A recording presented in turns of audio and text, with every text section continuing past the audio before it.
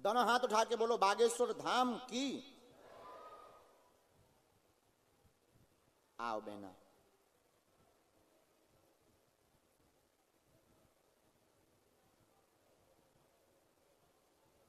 कहां से हैं? माइक लो। पुणे में कहां रहती हैं? हड़पसर। अच्छा,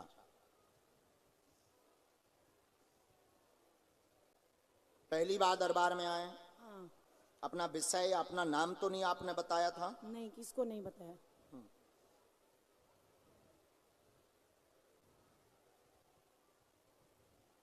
थोड़ा हिंदी पढ़ लेती हैं?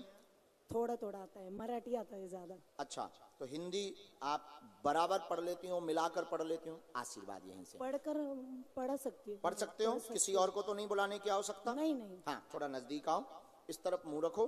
हमें जो आज्ञा लगी बालाजी की प्रेरणा से हमने उसको पर्चे पर लिखा। आप क्या समाधान या प्रश्नों के उत्तर पाना चाहती हैं बालाजी से, पूछें।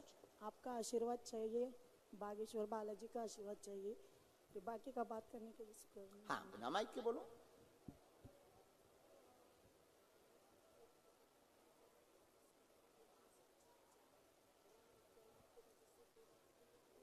क्या करते हैं?